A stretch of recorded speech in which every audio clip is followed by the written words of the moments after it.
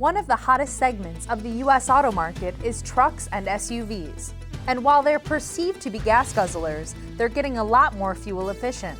On this week's show, we dive into how Fiat-Chrysler is converting to hybrids. Underwriting for the production of Autoline This Week has been provided by BorgWarner. The world is changing at an ever-increasing pace. No matter what the mode of transportation, there is always the need for an efficient propulsion system. And that's exactly what BorgWarner has been doing since the earliest days of the automotive industry. We create innovative mobility technologies that reduce energy consumption and emissions while improving performance. Our proven track record has made us an industry leader in forward-looking propulsion solutions for combustion, hybrid, and electric vehicles. And now, here's your host, John McElroy. I want to thank you all for joining us on Autoline This Week. You know, in the automotive industry right now, we're seeing a tremendous change as consumers seem to be walking away from passenger cars and going more to crossovers, SUVs, and trucks. Some people are worried that we're going to burn a lot more gasoline as a result of that, but maybe not, because Fiat-Chrysler is doing an amazing job of turning its trucks and Jeeps into hybrids. We're going to get into more details with that because we've got the expert on this. Brian Spohn is an engineer at Fiat-Chrysler. He's also called internally the father of eTorque at FCA. And Brian, it's a pleasure to have you on the show today. Thank you, John. Also joining us are Bob Gritzinger, an industry analyst with Ward's Intelligence, and Jack Keebler with Keebler Auto. And great to have the both of you guys here, too. Thanks, John. Good to be here, John. Brian, so much to talk about. Let's get into it. I've called it a hybrid. You guys are calling it eTorque. But in a nutshell, what is eTorque? Well, eTorque is an extension of our conventional powertrain systems, where we take the gasoline engine and the 8-speed automatic systems that we have, and we extend them in the ability to use 48-volt electric battery pack and motor generator unit to extend their functionality for the propulsion of the vehicle. So this is an electric motor that, is attached to the engine by a belt? Yeah, we have modified the front cover of the engine and the accessory drive system to be bidirectional in the ability to put torque from the engine into the motor and both the other way around. Very good. Yeah, and it's, again, not adding power necessarily. You're not gaining horsepower and torque, but it's seamlessly working with the engine. Yeah, so let's talk through that a little bit. Yeah. The system is somewhat supplementary to the engine performance, and we go through that in a number of customer experiences that we describe in the eTorque system. And in that first customer experience is auto stopping the engine. That is where we ultimately take the engine, and from what would be in our Hemi application about a half a gallon an hour worth of fuel consumption, and in a 90-second type of auto stop duration, you'd save about this amount of fuel. And it doesn't seem like that much, but as you add them up, 10 auto stops per day on average, it's a real savings that we would ultimately yield from that. And that's just from auto stops alone. So when you come to a red light, a stop sign, the engine shuts off to save fuel, and you're saying over the course of a day you'd save, I don't know, almost half a water bottle worth of gas? Yeah, you can see that will add up, this being about the equivalency of 90 seconds worth of fuel savings here. Oh, that's just 90 seconds? That's just one stop. Yeah, about 1.7 fluid ounces would be saved in 90 And he said seconds. you do about 10 of those a day. So you're saving a fairly significant amount of gasoline. That's right. Yeah. And that's just from the auto stop-start functionality. And of course, that's one of the areas where a lot of fear exists within the product line with, it's going to just stall on me. And that's one of the unique features that the system allows us to mitigate with the additional power and torque of the system is both on the auto stop of the vehicle and the auto starting component of the vehicle. The electric motor assists the engine in a real-time optimized speed profile to give you that smooth, seamless integration that is one of the improvements that the eTorque system offers. I mean, the system, one of the beauties of the system is how transparently it operates. It adds an additional level of refinement to what's already a refined powertrain. You get very smooth stop-start.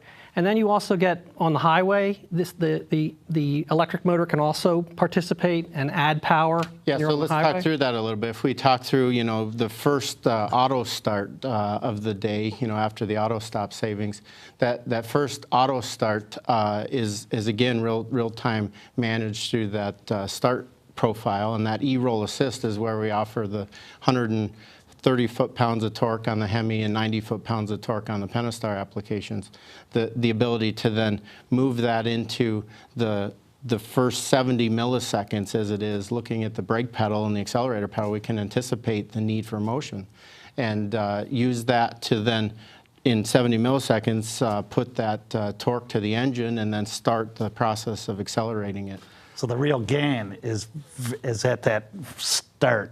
That launch, that initial component. Acceleration, and as you described to me, 2 blinks of an eye. Yeah, so in about 400 milliseconds, we do what we refer to as an e-roll assist of the product, and we move that then from accelerating the engine to now putting the torque all the way to the wheels. Mm-hmm. And so in about the length of the human eye, to blink of an eye, we've got torque to the wheels, and we start to then transition to initial roll of the tires. So most of what this is doing, it does in the first, say, 1,500 RPM range? That's right.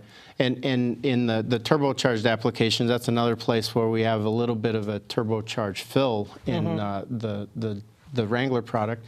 In the naturally aspirated systems, we move through that zone quickly as the engine comes to torque and then provides the initial acceleration. Now also on the highway, when you're doing things like you're running very lean and you're doing cylinder deactivation, you can also torque smooth by adding a little power from the electric motor? Let's get through the acceleration portion first, because we do some more in that phase as well. So as we're accelerating the product, we have the ability with the DC to DC converter to then manage the electrical loads of the vehicle with the actual torque generation of the motor. And that real-time optimization of the product is one of those places where we earn a little bit more efficiency, as well as each shift that we go through, we have the opportunity to use the electric motor to help move the engine down in speed, recuperating a little energy across each shift and improving the shift quality and shift time for those. So then at cruising speeds, that's a place where we get a lot of value. That's kind of a hidden place. So this is highway. How fast are we traveling when this happens? Well, anytime you're doing a steady state cruising, so at 35 miles an hour or at 70 miles an hour, we would have the ability to extend the operation of our cylinder deactivation in the Hemi product through the use of the tune mass modules in the engine or on the frame rail to support the engine vibration, as well as the active noise cancellation to mitigate the noise that's generated there. We've been able to expand that operational range of the engine for efficiency. MBS range. That's right. Yeah, yeah. And altogether, it adds up to 2 miles per gallon, 3 miles per gallon, depending on the application. Depending on the application, we claim about a 10% improvement in fuel savings with the product and a 2 mile per gallon composite label enhancement. Mm-hmm. Yeah, now I should emphasize for some of those in the audience who think maybe 2 miles per gallon is not that much. That's hard to achieve, a couple of miles per gallon improvement. In city driving with a truck that gets 17 miles per gallon, quick, Jack, you're the mathematician. I mean, ask yourself what you'd have to do in terms of vehicle weight savings to achieve the same kind of fuel economy. You'd have to build an aluminum pickup truck. Well, in fact, I'm glad you brought that up because, Brian, I'm fascinated that we've got, Ford F-150, Chevrolet Silverado, the Ram pickup, 3 trucks facing the same market, same kind of buyers, same regulatory requirements. Right.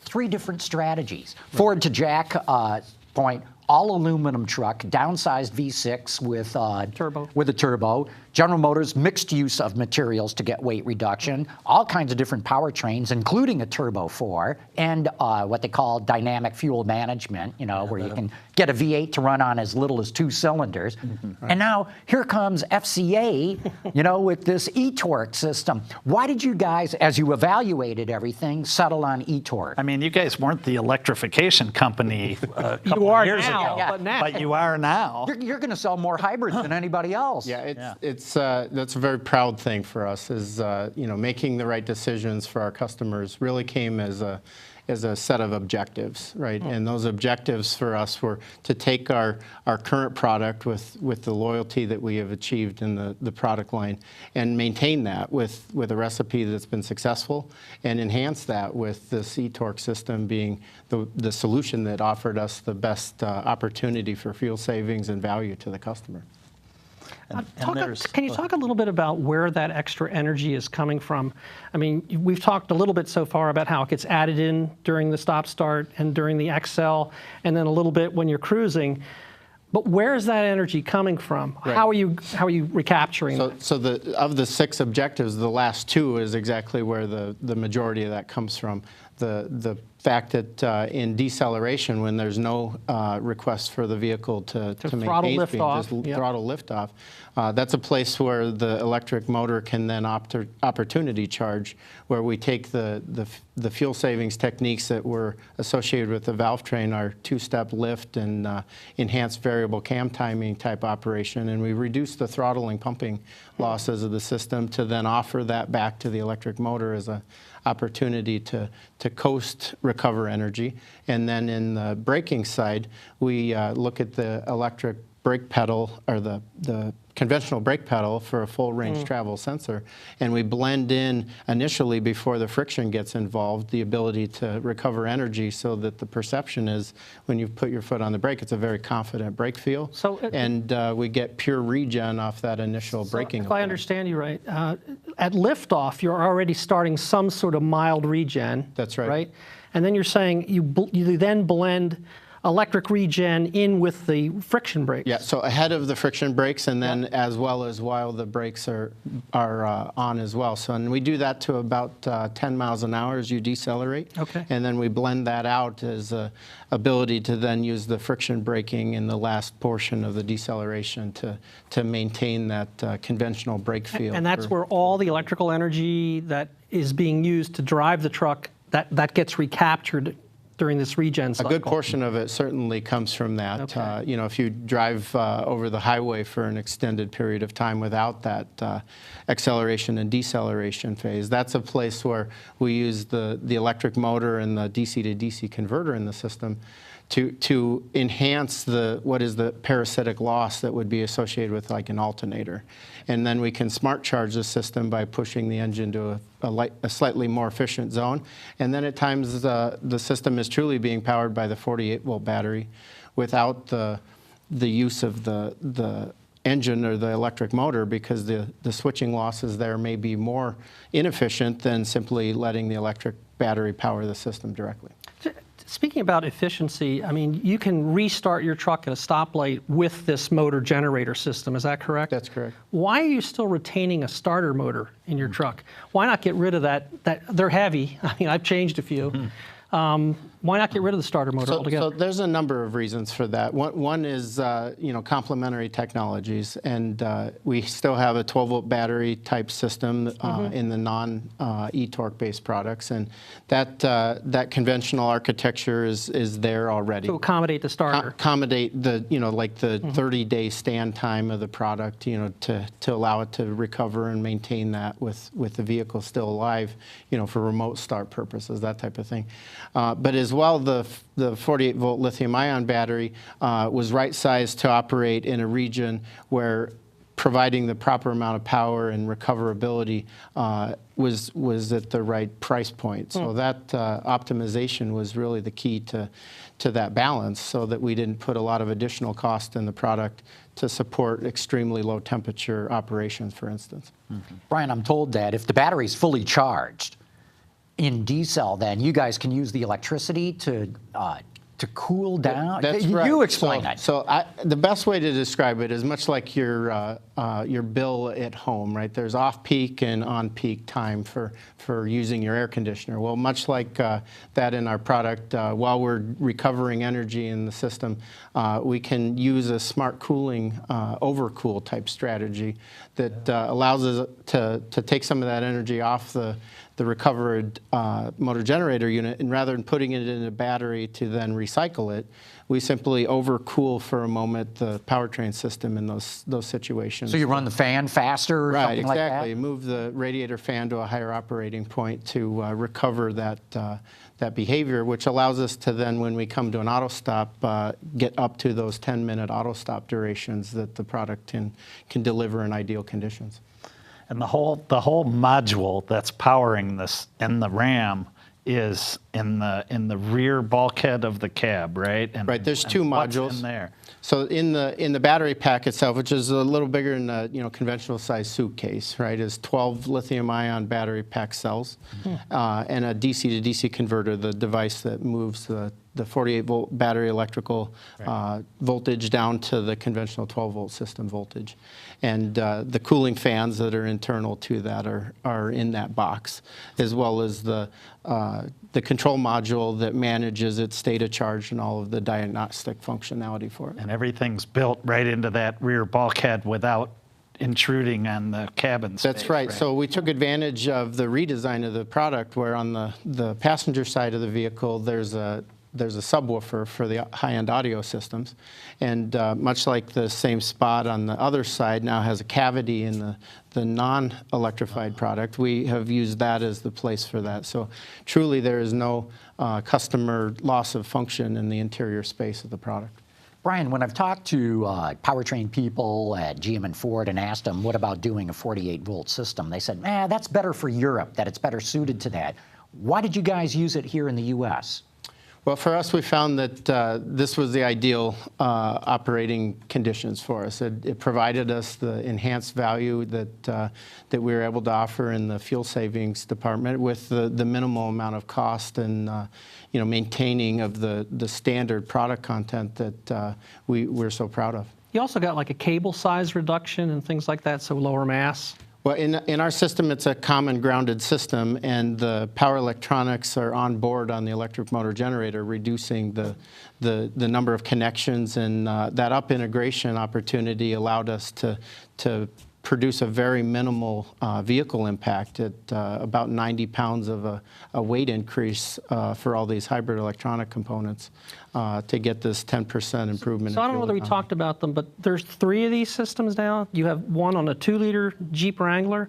You've got a V6 version and you've got a V8 version. That's right. And they're all different sizes, and they actually, I was surprised to find out they're all different configurations too. Right. Very specific to the application. They're specifically altered to accommodate the challenges of the Ram and the Wrangler individually for their use, and that offered us the ability to then have it's an element of complexity challenge, but at the same time it's a keep ourselves honest with each other. With we have competitiveness in how to do things, and a lot of lessons learned that provide an element of contrast between each system.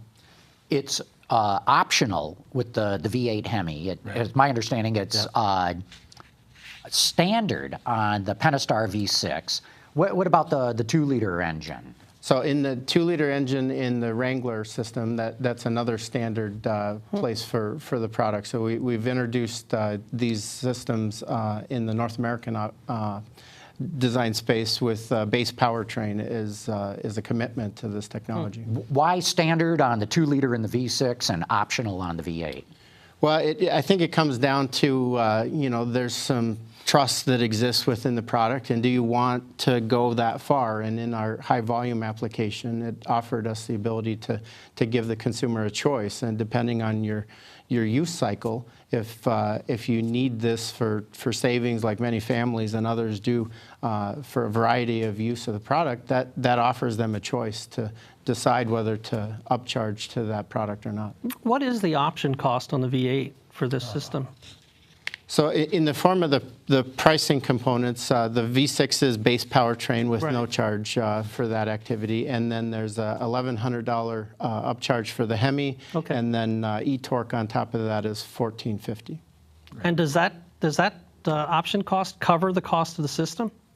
Well, I don't know that I can. This system looks very sophisticated. It looks like it's I don't know that I can give a lot of the details on all of the product content there, but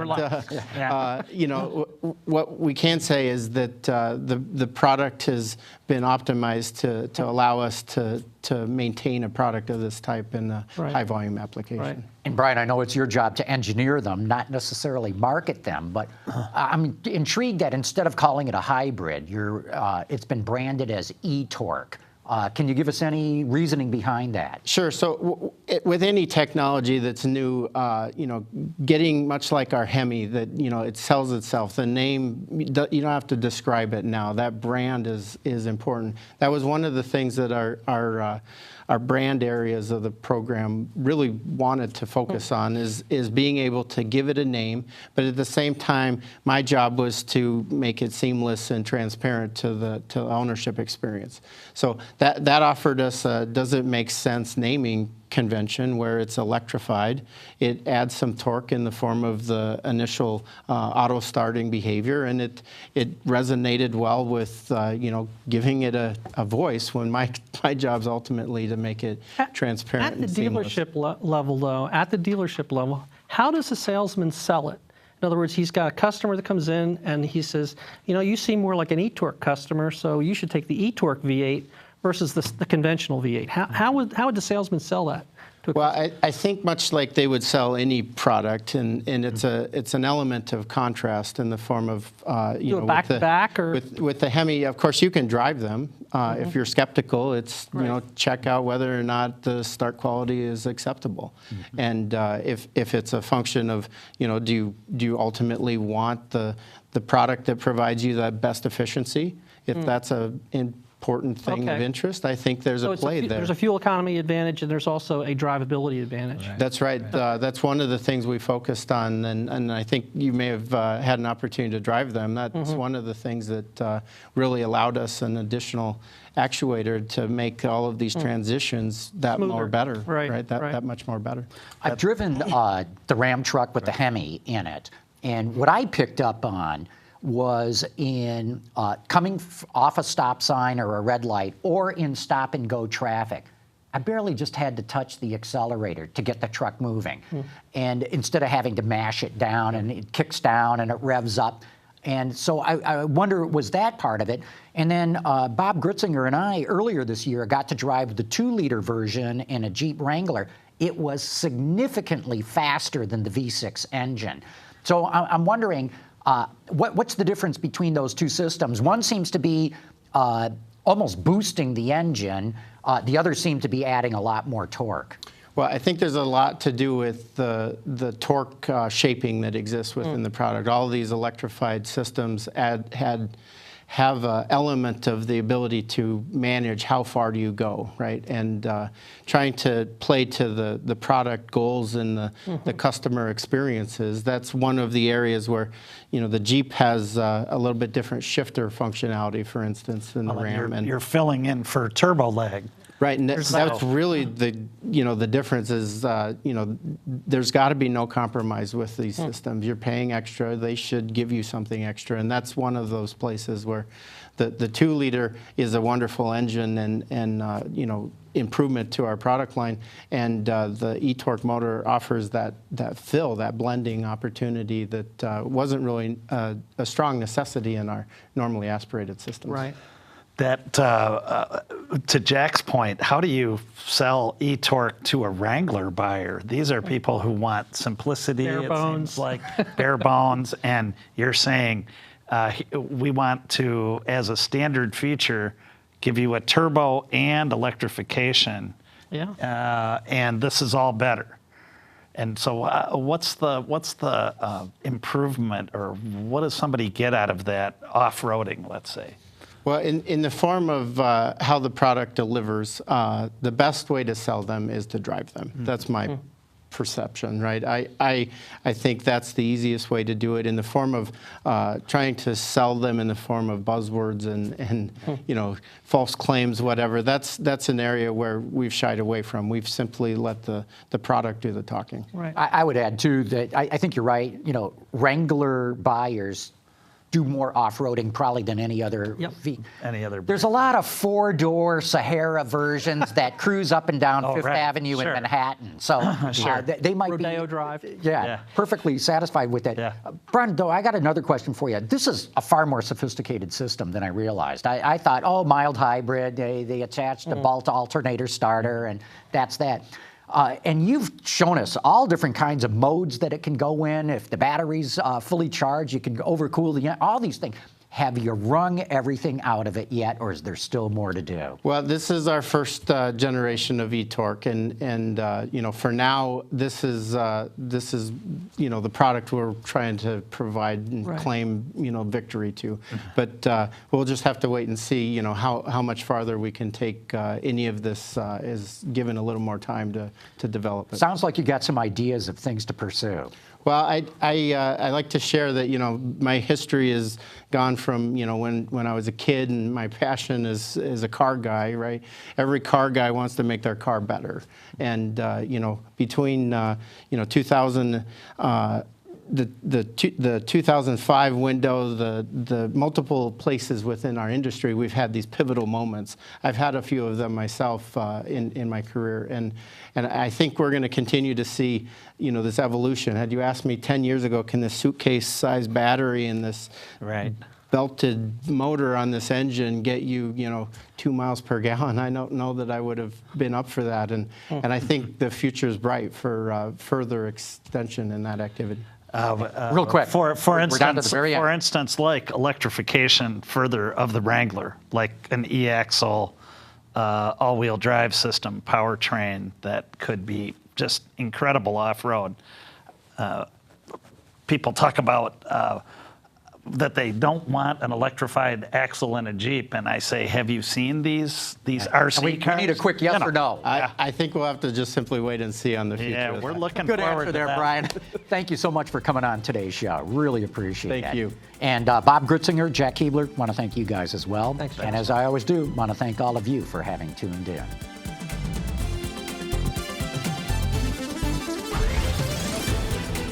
Underwriting for the production of Autoline This Week has been provided by Borg Warner. The world is changing at an ever-increasing pace. No matter what the mode of transportation, there is always the need for an efficient propulsion system. And that's exactly what Borg Warner has been doing since the earliest days of the automotive industry. We create innovative mobility technologies that reduce energy consumption and emissions while improving performance. Our proven track record has made us an industry leader in forward-looking propulsion solutions for combustion, hybrid, and electric vehicles.